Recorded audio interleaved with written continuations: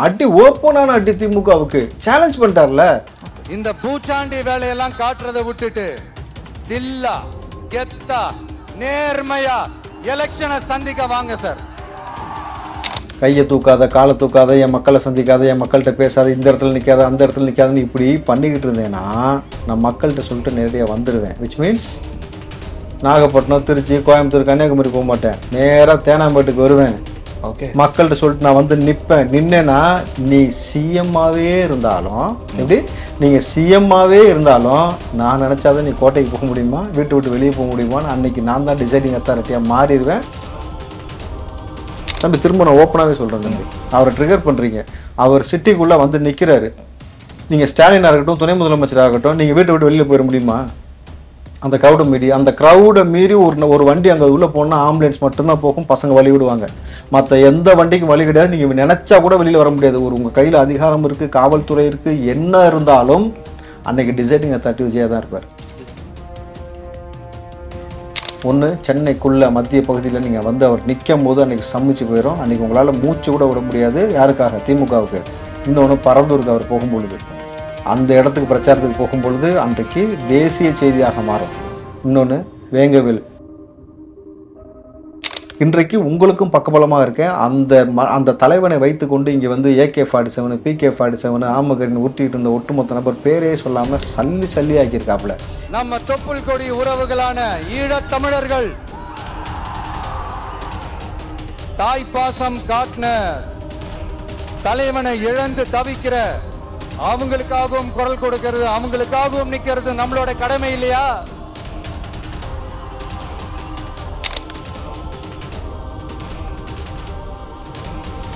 ஜாம்பவான் நேயர்களுக்கு பிரபாகரனின் அன்பு வணக்கம். இன்றைய அரசியல் அரங்கம் நிகழ்ச்சியில் நம்மோடு இணைந்திருக்கிறார் திரு ராவுத்தர் இப்ராஹிம் அவர்கள். வணக்கம்ண்ணா. வணக்கம் பிரபாகரன். பல விஷயங்கள் தொடர்ந்து தமிழக அரசியல் களத்துல நம்ம பேசிக்கிட்டு வரோம். இன்றைக்கு தாவேகாவினுடைய தலைவர் திரு விஜய் அவர்களுடைய பயணம், நாகை பயணம், ஒரு பெரிய கூட்டத்தை பார்க்க முடிஞ்சது, ஊடகங்கள்ல நம்மளால பார்க்க முடிஞ்சது. ஆனா அப்படியே எதிர்த்தரப்புல போறப்ப திமுகல இருந்து, நாம் தமிழர்ல இருந்து, சோசியல் மீடியாவில் இப்பவே ஸ்டார்ட் பண்ணிட்டாங்க. ஒருத்தர் 2000 பேர் தான் இருக்காங்கன்றாங்க, ஒருத்தர் 5000 பேர் தான் இருக்காங்கன்றாங்க, சில பேர் காக்கா கூட்டம் அப்படின்னு கூட விமர்சிக்கிறாங்க.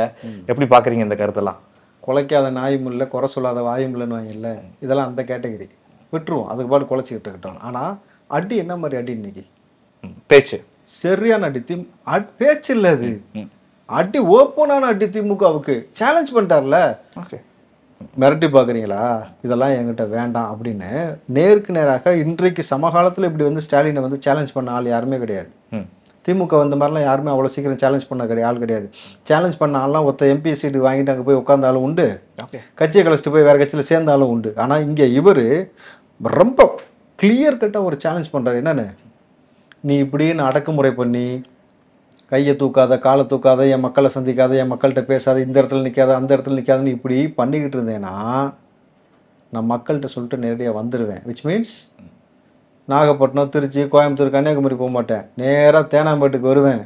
ஓகே, மக்கள்கிட்ட சொல்லிட்டு நான் வந்து நிற்பேன். நின்னேன்னா நீ சிஎம்மாவே இருந்தாலும், எப்படி நீங்கள் சிஎம்மாவே இருந்தாலும் நான் நினச்சாதான் நீ கோட்டைக்கு போக முடியுமா, வீட்டு விட்டு வெளியே போக முடியுமான்னு அன்னைக்கு நான் தான் டிசைடிங் அத்தாரிட்டியாக மாறிடுவேன். உங்களுக்கு ரொம்ப பெரிய நெருக்கடி ஏற்படும் அப்படின்றது அதுக்கான பொருள். ஏன்னா இல்ல இது குறுக்கிடுக்க மன்னிக்கணும், கேட்குறப்போ நல்லா இருக்குண்ணா. ஆனால் இது ப்ராக்டிக்கலாக சாத்தியமா நடக்குமான்னு கேட்குறேன். திருச்சியில் பார்த்தீங்களா, நடந்துச்சா இல்லையா? இல்லை, ஒரு நிர்வாகத்தை நீங்கள் சொல்கிறீங்க இல்லையா, தேனாம்பேட்டை அப்படின்னு சொல்லி அலுவலகத்தை, அது நடைமுறையில் சாத்தியமான? சரி தம்பி, நான் சொல்கிறேன், ஒன்றும் இல்லை தம்பி. விஜய் அவர்கள் எப்படியும் வந்து சென்னை மத்திய பகுதியில் இருக்கக்கூடிய எத்தனை சட்டமன்ற தொகுதி இருக்கு, எல்லாத்துக்கும் வந்து தானே ஆகணும். ஓகே, அங்கே போகிற மாதிரி இங்கே வருவார்ல, அன்னைக்கு பார்க்க தானே போகிறீங்க நீங்கள். இதில் நீங்கள் வீணுக்கு அவரை போட்டு நோண்டிக்கிட்டே இருந்தீங்கன்னாக்கா வந்து உட்காந்துக்கிட்டாரு, என்ன பண்ணுவீங்க? திரும்பவும் நான் சொல்கிறேன், அவர் நினச்சாருன்னா 3 நாளில் உங்களோட ஆட்சியை உச்சந்தைக்கு கொண்டு வர முடியும். மெரினா பீச்சில் போய் உட்காந்துக்கிறாரு. சட்டமன்றத்துக்கு நீங்கள் போகிறதுக்கு வரதுக்கெல்லாம் உங்களால் வாய்ப்பு இல்லாமல் போயிடும். ஏன்னா எவ்வளோ பெரிய க்ரௌடு உங்களுக்கு அசம்பிள் ஆகணும்னு உங்களுக்கு தெரியும். அவர் தான் நீ முடிஞ்சால் நீ மட்டும் தொட்டு பாருங்கிறாள். இப்போ தொடுங்க பார்ப்போம். நான் தனியாள் இல்லை, திரும்பவும் அதை ரிமைண்ட் பண்ணுறாரு, நான் தனியாள் இல்லை, என் பின்னாடி எவ்வளோ பெரிய இளைஞர் கூட்டம் இருக்குன்றதை பார்த்துக்கிட்டிங்கனாக்கா ரொம்ப அமைதியாக ட்ரிகர் பண்ணாதன்றார். என்னை ட்ரிகர் பண்ணுனேன்னா நான் வந்து நின்றுட்டாக்கா தம்பி திரும்ப நான் ஓப்பனாகவே சொல்கிறேன் தம்பி, அவரை ட்ரிகர் பண்ணுறீங்க. அவர் சிட்டிக்குள்ளே வந்து நிற்கிறாரு. நீங்கள் ஸ்டாலினாக இருக்கட்டும், துணை முதலமைச்சராக இருக்கட்டும், நீங்கள் வீட்டை விட்டு வெளியில் போயிட முடியுமா? அந்த க்ரௌடை மீறி ஒரு வண்டி அங்கே உள்ளே போனால் ஆம்புலன்ஸ் மட்டும்தான் போகும், பசங்க வழி விடுவாங்க. மற்ற எந்த வண்டிக்கும் வழி கிடையாது. நீங்கள் நினச்சா கூட வெளியில் வர முடியாது. உங்கள் கையில் அதிகாரம் இருக்குது, காவல்துறை இருக்குது, என்ன இருந்தாலும் அன்னைக்கு டிசைடிங் அத்தாரிட்டி விஜயா தான் இருப்பார். இளைஞர் சக்தி, மக்கள் சக்தி, இளைஞர்கள் பிளஸ் மக்கள்கள், தொண்டர்கள், காமன் பீப்புள், அவ்வளோ பேர். இன்னைக்கு பார்த்தீங்கன்னாக்கா அந்த டீ கடை ஹோட்டலு எல்லாத்துக்குள்ள அந்த மக்கள் குடுகுடுன்னு வெளியே வந்தாங்க. விஜய் வரானு வந்து மக்கள் நின்று அவரை பார்க்கறதுக்கும் அவர் பேசுறது கேட்கறதுக்கும், தம்பி வெறும் அவரை பார்க்கறது கூட வந்துட்டு போட்டுமே. அதுதான் குற்றச்சாட்டை வைக்கிறாங்க. அவரை பார்க்கவே வரட்டும். நீ வெளியில போயிருவியா? உங்க வீட்டை விட்டு வெளியில போயிட முடியுமா? நீங்க நினைச்சோன்னே கோட்டைக்கு போயிட முடியுமா? நினைச்சோன்னே ஒரு இடத்துக்கு போயிட முடியுமா? So please don't touch. அதுதான் நீங்க ரொம்ப ட்ரிகர் பண்ணவே கூடாது. ரொம்ப பெரிய இம்பாக்ட் எப்போ ஏற்படும் தெரியுங்களா? 3 இடத்துக்கு அவர் போகும்போது ஏற்படும்.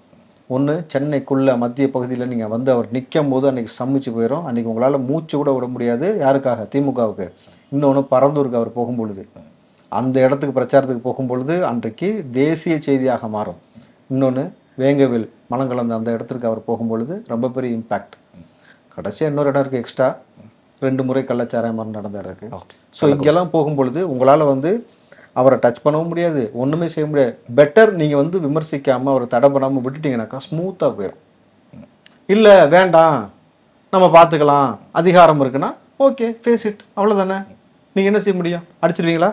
தம்பி அவர் வந்து நிற்கிறாருப்பா சிட்டிக்குள்ளே வந்து நின்றாரு, தேனாம்பேட்டில் வந்து நின்றாரு. முதலமைச்சர் வீட்டை விட்டு போக முடியாத ஒரு சூழல் மாதிரி தான் ஏற்படும். ஏன்னா திட்டமிட்டு செய்கிறது கிடையாது. அவ்வளோ மக்கள் வந்து நிற்பான், ஊருக்குள்ள அசம்பிள் ஆகி நின்றுவானுங்க. காலேஜ் பசங்கள்லேருந்து எல்லா பசங்களும் நின்றுவாங்க. நீங்கள் நினைச்சாலும் வெளியில் போக முடியாது. என்ன பண்ணுவீங்க? அடிப்பீங்களா காவல்துறை வச்சு? இல்லை ஒரே இடத்துல கொத்த கைது பண்ணிடுவீங்களா? அது அரசுக்கு தான் அது கெட்ட பேராகவே மாறும். அடிச்சா என்ன நடக்கும் அந்த இடத்துல? அடிச்சோன்னே ஓடிடுவாங்களா? ரொம்ப பெரிய இம்பாக்ட் ஏற்படும். நீங்கள் அடிச்சிங்கன்னா அவர் பாட்டுக்கு எனக்கு என்ன போய் உட்காந்துருவார் பீச்சில். அவர் ஓபிஎஸ் நினைக்காதீங்க, அவர் உட்காந்தா என்ன நடக்கணும் உங்களுக்கு தெரியும்ல. அல்லற சில்லறை ஆகி போயிடும். ஸோ ப்ளீஸ் இதெல்லாம் அவாய்ட் பண்ணிக்கணும். அதே மாதிரி ஒரு முக்கியமான விஷயம் கேட்டிருந்தேன். திமுகனுடைய ஒரு முக்கியமான தலைவர் சொல்லியிருந்தார், காக்கா கூட்டம் இது. இந்த இந்த விஜய் அவர்களுடைய தொண்டர்கள் வந்து காக்கா கூட்டம் மாதிரி அப்படின்னு விமர்சிக்கிறார்ல, கடுமையா இல்லையா உங்களுக்கு? கோபம் இல்லையா? அந்த ரெட் லைட் மீடியான்னு சொன்னவர் தானே அவர் தானே? அவர் தான். சரி, ஓகே. காக்கா கூட்டம் நீங்கள் சொல்கிறீங்களே, ஓகே ரைட்டு, ஒரு இம்ப்ரூவ்மெண்ட். ஒரு பக்கம் அணில் கூட்டத்துலேருந்து இப்போ காக்கா கூட்டத்துக்கு வந்துட்டீங்க, அதானே? சரி, காக்கா கூட்டம்ன்றது காக்கா என்ன செய்யும்? கூடி வாழும். உன்ன மாதிரி பெருச்சாலி மாதிரி திருட்டு பொந்துக்குள்ளே போகாது. மக்களுடைய நலத்தை திருட்டு நீ வந்து பொந்துக்குள்ளே போகிறதும், வளத்தை திருட்டு துபாயிலையும் வெளிநாடுகளையும் போய் முதலீடு செய்கிறீங்கன்னா ஒரு கேள்வி கேட்டார்ல, நீ உன் குடும்பத்தை வச்சு திருடிக்கிட்டு இருக்கன்றதை அப்படியே ஸ்டேட்மெண்ட்டாகவே சொல்கிறாரு. உங்கள் குடும்பத்தை வைத்து திருடி கொண்டு இருக்கு, அந்த பணத்தை கொண்டு போய் முதலீடு செய்ய போகிறீங்களா அப்படின்னு ஒரு கேள்வி எழுப்பும் பொழுது, ஜெகத் ரட்சகன் பணத்தை கொண்டு போய் பிணவரில் ஒழிச்சு வச்சதுலேருந்து உங்களுடைய ஆட்சியாளர்கள் என்னென்ன மாதிரி கொள்ளடிச்சிருக்காங்கன்றத பட்டவத்தமாக பேசும்பொழுது, தம்பி காக்காய்கள் கூடி வாழும். ஒரு காக்காவுக்கு பிரச்சனை, ஒட்டுமொத்த காக்கா வந்து நிற்கும். ஒரு உணவு கிடைச்சா பகிர்ந்து உண்ணும். அதுபோல் இவர்கள் ஒற்றுமையாக இருக்கலாம்னு நம்ம பார்க்கலாம். உன்னை மாதிரி திருடு தினமும் பொந்துக்குள்ளே ஒளிரால் கிடையாதுல்ல. எப்போ நீ ஃபேஸ் பண்ணுப்பா அவரை.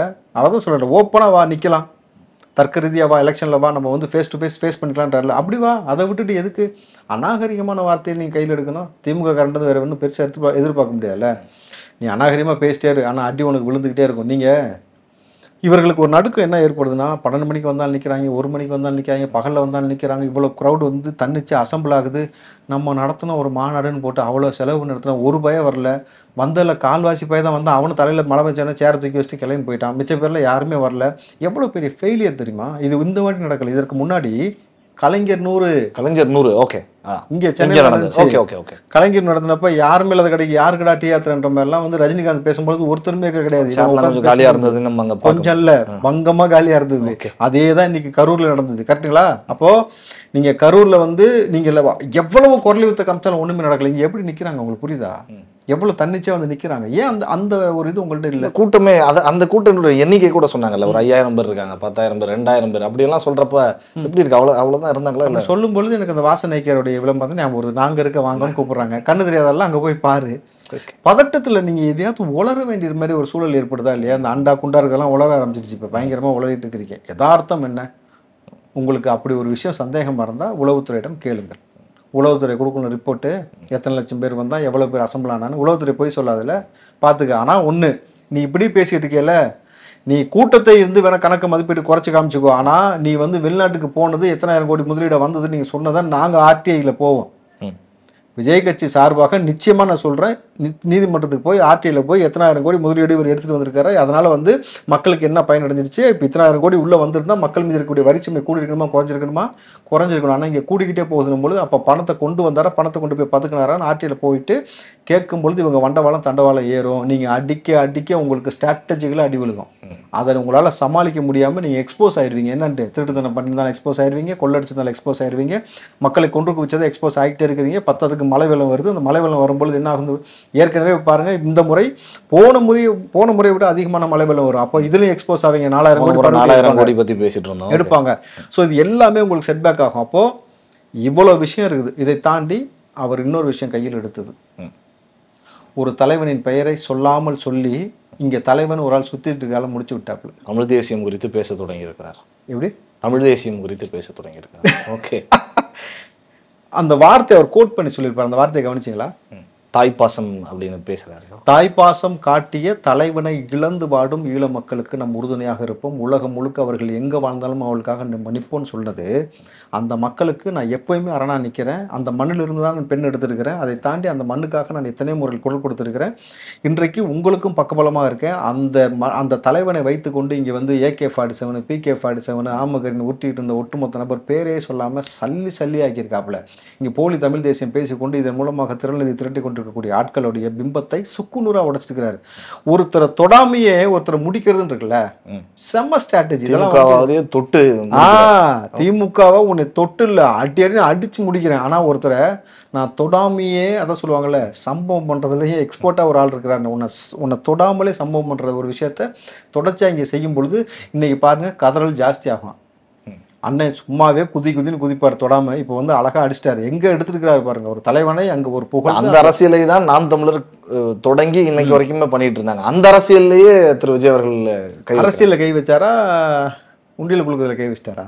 ஓகே, அது நீங்க தான் சொல்லணும். நான் சொல்ல, மக்கள் சொல்லிக்கிட்டோம். அது எதுக்கு நமக்கு ரொம்ப ரெண்டுத்துலையுமே கை வச்ச மாதிரி தான் எனக்கு தெரியும் பொழுது நிச்சயமா இதற்கான எதிர்வினையை இன்றைக்கு வந்து நாம் தமிழர் சார்பாக உடனே பிள்ளைகள் கத்த ஆரம்பிப்பாங்க. பட் ஆனா அந்த மக்களுக்கு துணையா நீ நின்றுருந்தேன்னா, யாரை சொல்றேன், நாம் தமிழர், அந்த மக்களுக்காக துணையா நீ நிக்கிறனாக்கா நீ திமுக வாசல ஏறி இருப்பியா?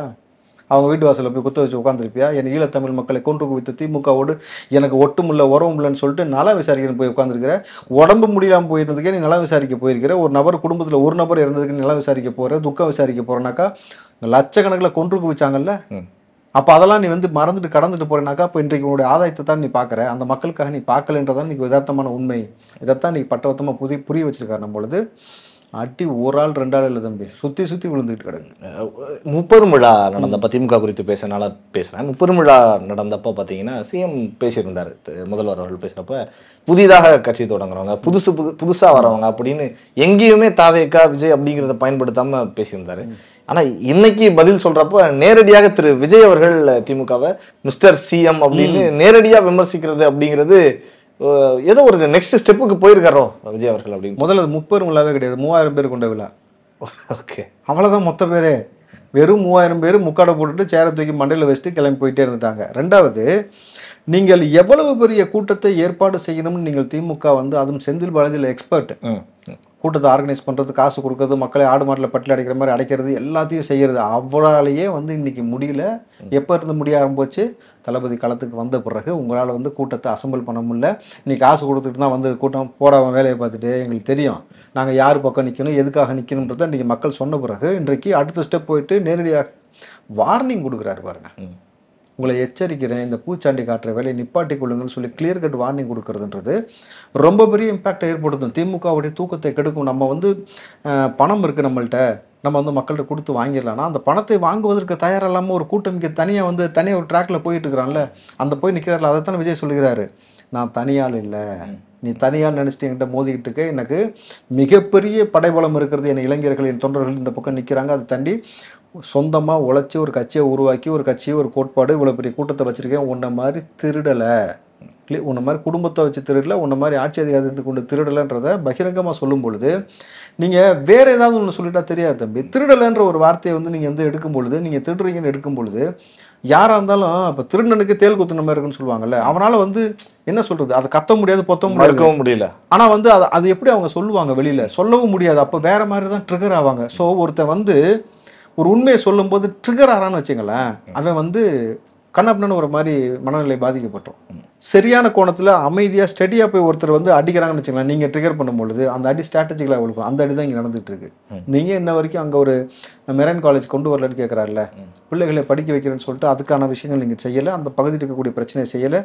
குறிப்பாக இன்றைக்கி என்ன போனால் போதுன்னு ஏதோ எக்ஸ்கியூஸ் கொடுத்த மாதிரி அண்ணன் திருமாவை தொடலை, பெருசாக எதுவும் தொடவே இல்லை. தொடுவார். ஓகே, எங்கே தொடுவார்? சிதம்பரத்தில் போய் தொடுவார். ஓகே, கரெக்டுங்களா?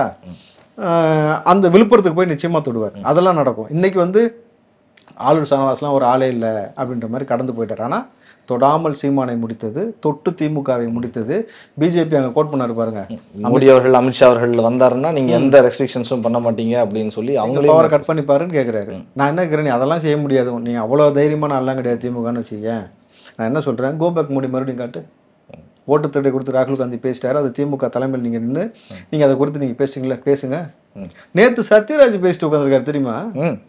பார்த்தேன், நிகழ்ச்சிகளை பார்த்தேன். மக உட்காந்துருக்கு, சேகர்பாபு இருக்கிறாரு, உடனே மேலே ஏறி அந்த கட்சி திமுக தொடங்கிய பொழுது அண்ணா இருந்தார், நெடுஞ்செழியன் இருந்தார், கலைஞர் இருந்தார், இன்றைக்கு ஒற்றையால் வந்து நீ தனியாக வந்து கட்சி ஆரம்பிச்சுட்டு இது ஒரு கட்சின்னு சொல்லி பேசுகிறாருன்ட்டு சத்யராஜ் அவர்கள். நீங்கள் திடீர்னு விஜய்க்கு எதிராக நீங்கள் அரசியல் பேச ஆரம்பிச்சிருக்கீங்கன்னாக்கா ஓகே, வெல் அண்ட் குட், ஒன்றும் பிரச்சனை கிடையாது. ஆனால் ஒத்தாள் தானே மொத்தத்தையும் முடிக்கிறாப்புல. இங்கே அவர் சொன்ன மாதிரி யார் பிராண்டாக இருக்கிறா, யார் பிராண்டாகவும் அவர் தான் இருக்காரு, கிராண்டாகவும் இன்றைக்கி வந்து கூட்டம் வந்துக்கிட்டு இருக்கணும் பொழுது நீங்கள் உங்கள் மகளை வச்சுக்கிட்டு நீங்கள் வந்து இன்றைக்கி தேவையில்லாமல் அரசியலுக்குள்ளே வந்துட்டீங்கல்ல. சத்யராஜ் அவர்கள், நீங்கள் பகுத்தறிவு பேசுவது, பெரியாரிசம் பேசுவது, உங்கள் மகளுக்கு என்ன யார் தாலி எடுத்து கொடுத்தானே கல்யாணம் முடிச்சு வச்சிங்க. ஓகே, பெரியார் கொள்கை ஏற்றுக்கிட்டு வந்த நீங்கள் எதுக்கு தாலி எடுத்து கொடுத்து கல்யாணம் முடிச்சு வச்சிங்கன்னு ஒரு கேள்வி கேட்டால் என்ன பதில் சொல்லுவீங்க? செஞ்சீங்களா செல்லியே? சரி, சிபிக்கு வந்து அப்படி தான் கல்யாணம் முடிச்சு வச்சிங்க. வீரமணியே தாலியை எடுத்து கொடுத்த நிகழ்வுலாம் நம்ம பார்த்துருக்கிறோம் பொழுது இவர் பெரியாரோடைய சிந்தனை குறித்து பேசுகிற நீங்கள், சீமான் கடுமையாக பெரியாரை பேசிய பொழுது ஏன் சத்யராஜ் ரொம்ப பொங்கி பேசலை பயங்கரமா? ஓகே, அங்கே என்ன உங்களுக்கு ஒரு கூட்டுக்கலவாணி தானே இணக்கமாக போயிட்டு இருக்கிறீங்க? சொல்லுங்க பார்ப்போம். ஈழத்தமிழர்கள் கொன்றதை குறித்து நீங்கள் ஏன் கடுமையாக விமர்சனம் பண்ணி திமுகவை பேசவே கிடையாது? பேசுங்க பார்ப்போம். பெருவெள்ளம் அந்த பொழுது சென்னை, செங்கல்பட்டு, காஞ்சிபுரம், திருவள்ளூர் முங்கிய பொழுது நீங்கள் அந்த வாய் பேசலை. 1க்கு 2 முறை கள்ளச்சாரம் பண்ணத்தினால அந்த மக்கள் இறந்த பொழுது பேசலை. குழந்தைகள் மீது தொடர்ச்சியாக பாலியல் வன்புணர்வு நடந்து கொண்டிருந்த பொழுது நீங்கள் பேசவே கிடையாது. எல்லாம் பொத்திட்டு கிடந்தீங்க.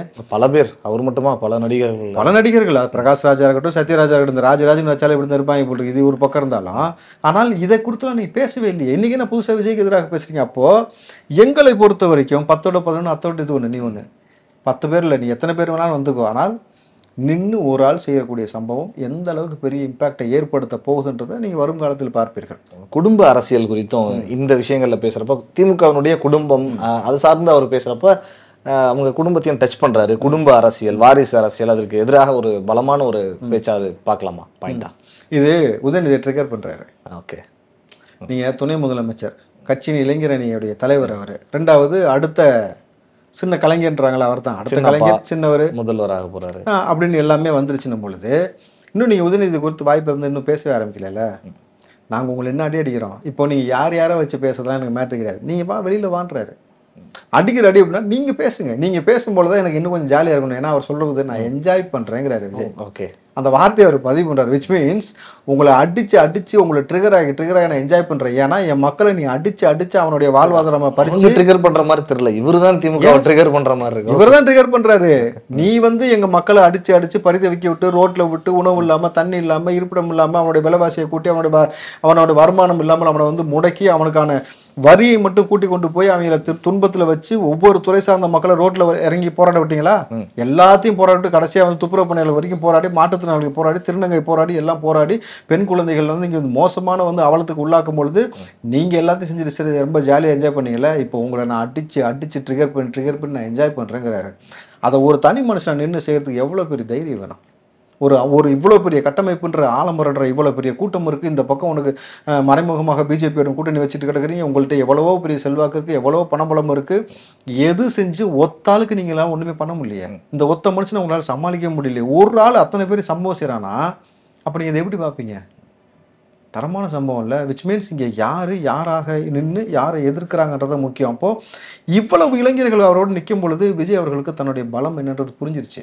தன் பலம் என்ன, இவரை தொட்டால் நீங்கள் எவ்வளோ பலவீனமாக ஆக போகிறீன்றதை உணர்த்துறாரு. இதுக்கு மேலே வந்து நீங்கள் நெருக்கடி கொடுக்க முயற்சிக்க தயவு செஞ்சு சொல்கிறேன், திருப்பி நீங்கள் யோசிக்கணும். சென்னை மத்திய பகுதி எல்லாத்துக்கும் வருவார். அன்னைக்கு மொத்தமாக சம்பிச்சு போயிடும். நீங்கள் சிஎம்மாக இருந்தாலும் வீட்டை விட்டு போக முடியாது, பிஎம் வந்தாலும் இங்கே ஊருக்குள்ளே வர முடியாது. அவ்வளோ பெரிய சிக்கல் ஏற்படணும் பொழுது இதெல்லாம் யோசிச்சு அவரை தொடுங்க. இஸ்லாமியர்களுடைய வாக்குகள் தொடர்ந்து திமுகவுக்கு தான், சிறுபான்மையினுடைய வாக்குகள் அப்படிதான் அவங்க சொல்லிக்கிட்டு வராங்க. அந்த வாக்குகளையும் நம்ம தேர்தல் முடிவுகள்லையும் பார்க்க முடியுது. திமுகவுடைய கூட்டணியில் இருக்கிற ஒரு இயக்கத்தினுடைய சின்னம் அந்த இது உரிமம் பறிபோயிருக்கிற தேர்தல் ஆணையத்தால் பறிக்கப்பட்டிருக்க தேர்தல் ஆணையத்தால எப்படி பாக்குறீங்க? என்ன காரணம்? கட்சியோட அங்கீகாரம் போயிருக்கு. நீ என்னைக்கு நீ யாருன்னு உன்னுடைய அடையாளத்தை மறந்து விட்டு இன்னொருத்தருக்கு சொம்பு தூக்குறியோ அன்னைக்கு உன்னுடைய அடையாளம் அழிஞ்சிரும். அது இவ்வளவு யாருன்னு எந்த கட்சிக்கு அந்த சம்பவம் நடந்திருக்கு? ஜவஹர்லால் தான். ஓகே.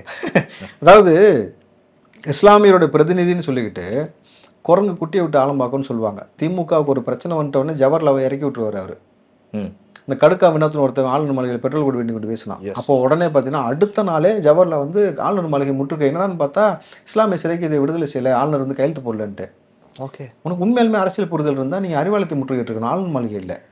முதலமைச்சர் கையெழுத்து போட்டால் சாத்தியப்படக்கூடிய விஷயம். அப்போ இவர் என்ன சொன்னாலும் முதலமைச்சர் சொன்னாலும் அப்படியே ஜவஹர்லால் உள்ளே பூந்து செஞ்சுட்டு இஸ்லாமியருடைய வாக்குகளை அந்த போர்வையில் இருந்து கொண்டு என்னமோ இவர் இஸ்லாமிய பெரும் தலைவர் போல வந்து இவர் எல்லாரும் அக்செப்ட் பண்ணிக்கிட்டாங்க அப்படின்ற மாதிரி கிடையாது. நீங்கள் உங்களை ஒரு மக்கள் அக்செப்ட் பண்ணிக்கிட்டாங்க, ஆனால் அந்த மக்கள் நபிகள் சொல்லக்கூடிய வழியில் நீங்கள் போனால் தான் உங்களை தூக்கி கொண்டாடுவான்.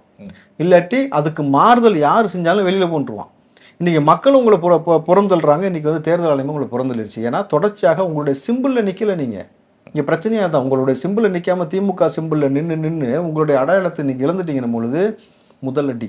விஜய் வருகைக்கு பிறகு இன்றைக்கு உங்களுடைய அடையாளம் பறி போயிருக்கிறது. நாளைக்கு உங்களுடைய அங்கீகாரம் பறி போகும். நீங்கள் நாளைக்கு நினச்சா கூட நீங்கள் எம்எல்ஏ வர முடியாது, எம்பியாக வர முடியாது. உங்களுடைய கட்சியோட அங்கீகாரம் பலவீனமாகும். அப்போது யார் பக்கம் நம்ம நிற்கணுன்ற ஒரு புரிதல் இருக்கணும்ல. தொடர்ச்சியாக ஒரு கொடுங்கோல் ஆட்சியாளன் செய்து கொண்டிருக்கால் கொடுங்கோல் ஆட்சியாளனுக்கு அறமாக நிற்காதே, எதிர்த்து நின்று தான் மார்க்கமே சொல்லுது. உனக்கு போதிய அங்கீகாரமோ தைரியமோ கொடுக்கப்பட்டிருந்தால் உன் கரத்தை கொண்டு தடு, இல்லை என்றால் உன் சொல்லை கொண்டு தடு, இல்லை என்றால் உன் பிரார்த்தனை கொண்டு தடுன்றது. நீங்கள் எதையுமே செய்யாமல் திமுக பக்கம் நின்றுக்கிட்டு அவர்கள் அந்த மக்களுக்கும் அந்த மண்ணுக்கு எவ்வளோ பெரிய ஆபத்தை ஏற்படுத்தி இஸ்லாமியர்களுக்கு எவ்வளோ பெரிய பிரச்சனையை கொடுத்துக்கிட்டு இருக்கிறாங்க பொழுது எங்கள் நோன்பு கஞ்சி இஸ்லாம்ன்றது நோன்பு கஞ்சி இந்த நோன்பு நேரத்தில் குப்பை வண்டியில் அது கொண்டு வரப்பட்டது. உதயநிதி அவர்கள் கலந்து கொள்ளக்கூடிய நம்ம ஏற்கனவே காட்சிகளை பேசியிருக்கோம். அப்போ இஸ்லாமியர்கள் வந்து நோன்பு நோற்று அந்த புனித நோன்பை திறக்கக்கூடிய அந்த உணவை குப்பை வண்டியில் கொண்டு வந்து அதுவும் உதயநிதி கலந்து கொள்ளக்கூடிய அந்த விழாவில் கொடுக்குறாங்கன்னும் பொழுது அதை கூட ஏற்று பேசாமல் பொத்திட்டு உட்காந்துருந்தீங்கன்னாக்கா நீ யாருக்கான ஆளு? இன்னைக்கு அதனால தான் வந்து இறைவன் உன்னை தண்டிக்கிறான். நான் அதை அப்படித்தான் பார்க்குறேன். சின்னம் இல்லாமல் போச்சு. எஸ், சின்னம் இருக்காது. அடுத்து உங்களுடைய செயல்பாடு எதுவுமே பல கூட்டணி கட்சிகள் இதே மாதிரி தானே திமுக கூட இருக்காங்க. ஒரு சீட்டு 2 சீட்டு 4 சீட்டு போயிடுவாங்க. ஒத்த சீட்டு 2 சீட்டு டோல் பக்கத்தில் குத்த வச்சு உட்காந்துருக்க ஆள்லேருந்து எல்லாமே காலியாக நீங்கள் வேணால் பாருங்களேன். ஒவ்வொரு ஆளாக கரைஞ்சிருவாங்க. இதில் கருணாஸ் உட்பட உள்ள வருவாப்புல. ஸோ ஒட்டுமொத்தமாக இவர்கள் கரைந்து போயிட்டு திமுக கூட்டணி கட்சிகளை அழிப்பதில் தான் பிரதானமாக அவங்க வந்து கை தேர்ந்தால் இன்னைக்கு நான் சொன்னது உங்களுக்கு புரிஞ்சா? கூடயே வச்சுக்கிட்டு அவங்க சோழியை முடிச்சு வருது ஒன்று இல்லை, செஞ்சுட்டாங்கல்ல. கமலஹாசனுக்கு இந்த ஊழல் இழுத்தாச்சு, இந்த பக்கம் இங்கே போய் முடிஞ்சிருச்சு. கருணாஸ் போல சின்ன சின்ன கட்சிகள் எல்லாமே அழிஞ்சிடும். காங்கிரஸ் இன்றைக்கு தான் கொஞ்சம் மறுபடியும் அந்த பழைய சிந்தனை எடுக்கிறாங்க கையில். பேச ஆரம்பிச்சிருக்காங்க. அழகிரி பேசியிருக்காரு. அதாவது நம்ம ஏன் ஆட்சி அதிகாரத்தில் வந்து நம்ம பங்கு வகிக்கக்கூடாதுன்னு சொல்லி பேச ஆரம்பிச்சிட்டாங்க. நீங்கள் வந்து சீட்டுக்காக பேசினாலும் அல்லது நம்ம இந்த மாதிரி அதிகாரத்தை நோக்கி பேசாமல் வந்து இந்த பக்கம் நகர்ந்தலாம் விஜய் பக்கம் சொல்லி பேசியிருந்தாலும் மிகச்சரியான ஒரு தலைவனுடைய அறிவுறுத்தல் இல்லாமல் பேசியிருப்பாங்களான்னு ஒரு கேள்வி இருக்கு. ராகுல் சொல்லாமல் இங்கே அவங்க ரியாக்ட் பண்ணுவாங்களா? ஓகே, அப்போ ராகுலிடம் வந்து இவர் நேரடியாக பேசி கொண்டு போகும் பொழுது களம் வந்து வேறு மாதிரி மாறுவதற்காக முதல்ல ஒரு மூத்த தலைவரை வைத்து பேச வைக்கிறாங்கன்னும் பொழுது இது எவ்வளோ பெரிய இம்பாக்ட் ஏற்படுத்தும்னு நம்ம பார்க்குறோம். அப்போது தளபதியை வந்து நீங்கள் தொட அவருடைய வளர்ச்சியும் அவருக்கு மக்கள்கிட்ட இருக்கக்கூடிய சப்போர்ட்டும் அதிகரிக்குது. ரெண்டாவது நீங்கள் எக்ஸ்போஸ் ஆகிட்டே இருக்கிறீங்க. நீங்கள் பண்ண எல்லா விஷயத்தையும் திருப்பி ரிமைண்ட் பண்ணுறாரு. அதாவது தொகுதி வாரியாக போய் அங்கே இருக்க பிரச்சனையே அங்கே நீங்கள் செஞ்ச பிரச்சனை ரிமைண்ட் பண்ணும் பொழுது இதே தான் வேங்கவேலு, நாங்குநேரி, புதுக்கோட்டை இந்த மாதிரி வந்து ஒவ்வொரு இடத்துக்கும் அவர் போகும் பொழுது ரொம்ப பெரிய இம்பாக்ட் ஏற்படும். ஸோ இதை எப்படி திமுக சமாளிக்க போகிறதுன்னு எனக்கு தெரியல. ஏன்னா மக்கள் ஆதரவு இல்லை, பணாதரவு மட்டும்தான் இருக்குது. நீங்கள் அதை வந்து கொண்டு போய் கொடுக்கும்போது இப்போ வந்து ஊருக்கு 4 சிசிடிவி மாதிரி எல்லா தெருவுலையும் இளைஞர்கள் இருக்கிறாங்க. பணத்தை நீங்கள் கொடுக்குறத வந்து எடுத்து போட்டாங்கனாக்கா 10 தொகுதியாவது குறைஞ்சபட்சம் எலெக்ஷன் வந்து கேன்சல் செய்யப்படும். அந்தளவுக்கு ஒரு வேலை செய்யக்கூடிய அதாவது என்ன சொல்கிறது, ஒரு முதலமைச்சர் வராரு அவர் வரான்ற அந்த பயம்லாம் இப்போ இளைஞர்களுக்கு இல்லை. வரும்பொழுதே டிவிக்குன்னு கத்துறான். பார்க்குறோம் பிரச்சாரங்கள்லேயே முதல்லாம் முடியாது. ஜெயலலிதா அவர்கள்லாம் போனால் முடியாதுங்க. நீங்கள் ஒரு ட்விட்டு போடல அரெஸ்ட் பண்ணிட்டு இருந்தீங்க. நீங்கள் தொடர்ச்சியாக தளபதி விஜய்க்கு வந்து நீங்கள் ஆதரவாக இருக்கக்கூடிய நபர்கள் மீது அரெஸ்ட் பண்ணுவது, அவர்கள் மீது வழக்கு போடுவது, ஒருத்தர் 2 பேர் கைது பண்ணலாம். இத்தனை 1000 இளைஞர்கள் எப்படி பண்றீங்கல்ல? அப்போ வந்து இவ்வளவு பேர் வந்து இன்னைக்கு எது நின்ட்டாங்கல்ல? ஏன் நீ ஒன்றுமே செய்யலை. நீ 4 நல்லது செஞ்சாலும் உருப்படியாக அவன் பக்கம் நின்றுப்பான். பிங்க் பஸ்ஸை பற்றிலாம் துணை முதலமைச்சர் பேசினார். இந்த பச்சை பஸ்ஸு ஆரஞ்சு பஸ்ஸு மத்தியில் பிங்க் பஸ் ஜெயிக்க போகுது. அந்த பிங்க் பஸ்ஸில் ஆச்சுன்னா உங்களுக்கு தெரியுதுல்ல இன்றைக்கி என்ன மாதிரி போயிட்டு இருக்குன்னு. ஊருக்கு ஊர் பிரேக் பிடிக்காமல் அந்த பக்கம் இந்த பக்கம் போய் முட்டிக்கிட்டு இந்த பிங்க் பஸ்ஸாலேயே இவங்களுடைய வாழ்க்கை வந்து பெரிய ஒரு கரும்புள்ளி இங்காக மாறப்போகுதுன்றதை நம்ம பார்க்கணும். இன்னைக்கு நாகையில் போயிருந்தப்ப மருத்துவமனை குறித்து பேசியிருந்தார். அரசு மருத்துவமனை குறித்து திரு விஜய் அவர்கள் பேசியிருந்தார். மருத்துவர்கள் போதிய பணியாளர்கள் இல்லைன்னு மா சுப்பிரமணியம் அவர்கள் பதிலளிச்சிருக்காரு. வேணும்னா விஜய் வந்து நேராக அங்கே பார்க்கட்டும், மருத்துவமனையில் போய் பார்க்கட்டும், உண்மையிலேயே மருத்துவர்கள் இருக்கிறாரா இல்லையான்னு அப்போ அவருக்கு தெரியும், அதெல்லாம் நல்லா தான் சிறப்பாக செயல்படுதுங்கிற மாதிரி பதில் சொல்லியிருக்காரு. எப்படி அணுக விரும்புறீங்க? உங்கள் வாய் உங்கள் ஊர்ட்டு இல்லை யாரை சொல்கிறீங்க? யார் மாசு தான். மாசு அடைஞ்சு போய் எங்க ஒரு தீ பத்திட்டு எரிச்சிட்டு எடுக்கலாரி இவர் வந்து நடந்துக்கிட்டே வீடியோ எடுத்தாங்க தெரியுமா, ஃபோட்டோ எடுக்க சொல்லி. Yes, okay. மாசு செஞ்ச வேலை உங்களுக்கு தெரியுமா? சமீபத்தில் ஒரு மாதம். எஸ், கிட்டத்தட்ட இந்த பக்கம் பார்த்தீங்கன்னா இந்த பெருவெள்ளத்தில் மாட்டிக்கொண்டு மக்கள் தவித்துக்கிட்டு இருக்கும் பொழுது உதயநிதி உதய விழான்னு எடுத்து வரவர். ஸோ ஒவ்வொரு விஷயமும் மக்களை பற்றின எந்த ஒரு புரிதலுமே இல்லாமல் மருத்துவத்துறையை பற்றி எந்த ஒரு புரிதலும் இல்லாத ஒரு நபரை கொண்டு வந்து அங்கே உட்கார வச்சதுனால ஒரு குழந்தை தவறான சிகிச்சையில் வந்து கை வந்து இதானது, அதுக்கப்புறம் குழந்தை இறந்தது, ஒரு காவலரே வந்து தன் குழந்தையோடைய பாதத்தில் வந்து பிரச்சனையாச்சுன்னு சொல்லிட்டு கருணை கொலை செய்ய சொன்னது, தொடர்ச்சியாக அரசாங்க மருத்துவமனையில் ஆய்வுக்கு பிறகுதான் விஜய் பேசுகிறாரு. அங்கே இருக்கக்கூடிய மாவட்ட செயலாளர்லேருந்து இருக்கக்கூடிய நபர்களாக வச்சு எல்லா வீடியோ ஃபுட்டேஜ்லாம் எடுத்து எங்கெங்கெல்லாம் மருத்துவர் இல்லை, என்னென்ன மாதிரி பிரச்சனை இருக்குது, எங்கே மெடிசன் இல்லை, எவ்வளோ லேக் இருக்குது, அங்கே இருக்க குப்பைகளை கூட எப்படி அகற்றாமல் எப்படிலாம் இருக்கிறாங்க, எக்யூப்மெண்ட் எந்த அளவுக்கு இல்லை, சாதாரண ஒரு ஸ்க்ரீன் இல்லை, டேபிள் இல்லை, பிபி கூட செக் பண்ணுற மிஷின் கிடையாதுன்னு சொல்லி எல்லா பிரச்சனையும் தெரிஞ்ச பிறகு தான் ஒருத்தர் பேசுகிறாருன்னும் பொழுது இதெல்லாம் வந்து எடப்பாடியும் பேசுறாரு. நல்லா புரிஞ்சுங்க. அப்போ வந்து எல்லாரும் தெரிஞ்சுக்கிட்டு இந்த விஷயத்தை சொல்லும் பொழுது நீங்கள் உங்கள் குற்றத்தை மறைப்பதற்கு என்ன வேணாலும் பேசலாம். ஆனால் உண்மை என்னன்றது களத்தில் மக்களுக்கு தெரியும்ல. நாளைக்கு ரொம்ப ஆசைப்பட்டீங்கன்னா அதே ஹாஸ்பிட்டலுக்கு நாளைக்கு ஒரு டீம் அனுப்பிச்சு வீடியோ எடுத்து போட சொல்கிறோம், அப்போ பேசிக்கலாம். அப்படி எடுக்கிறேன்னு தான் வேலூர் இப்ராஹிம் அவர்கள் இங்கே போனார், அரெஸ்ட் பண்ணி உள்ள வச்சாங்கன்னு நினைக்கிறேன். கிட்னி உங்கள்கிட்டயே சொல்லிட்டு போகிறோம், நாங்கள் செஞ்சுட்டு சொல்கிறோம் பாரு. உங்கள்கிட்ட சொல்லிட்டு இனிமேட்டு உங்கள்கிட்ட சொல்லிட்டு செய்கிற சீனே கிடையாது தம்பி. இதுக்கு மேலே இனிமேட்டு செய்கிறது தான் சீனு தான், முடிஞ்சு தான். பார்ப்போம்ண்ணே. நிறைய தகவல்கள் விஜய் அவர்களுடைய இந்த நாகையினுடைய வருகை குறித்தும் அதுக்கு பின்னாடி இருக்கக்கூடிய அரசியல் சூழல் குறித்தும் நிறைய. திருவாரூர் ஓகே, அதை விட்ட முடியாதுல்ல, கலைஞர் ஊரில் அது அடுத்து அங்கே தான் இப்போ அங்கே தான் போயிட்டு இருக்கிறாரு. அப்போ பாருங்க, திருவாரூர் தேரே பக்கம் வாடி, திருவிழா உனக்கு வைக்க வாடி. 2026 தேர்தல் திருவிழா எப்படி இருக்க போகுது? தேர்தல் திருவிழாவா? கலைஞருடைய ஊருக்குள்ள பூந்துட்டு உங்களுடைய கோட்டையில உட்காந்து அடுத்த அடி எப்படி இருக்குன்னு மட்டும் பாருங்க. அப்போ அந்த இடத்துல பிரதானமாக எவ்வளவு பிரச்சனை, எத்தனை ஆண்டு காலமாக கலைஞர் ஊர்னு சொல்லியே நான் உங்கால்னு சொல்லி அந்த மக்களுடைய வாழ்வாதாரத்தை எவ்வளவு பின்தங்கி வச்சிருக்காங்கிறது இப்போ வெளியில எக்ஸ்போஸ் ஆகும். ஓவராலா இன்னைக்கு அடி ரொம்ப பெருசா இருக்குன்னும் பொழுது ரொம்ப பெரிய சத்தம் வரட்டும், பார்த்துக்கலாம், பார்ப்போம். நன்றி. நன்றி.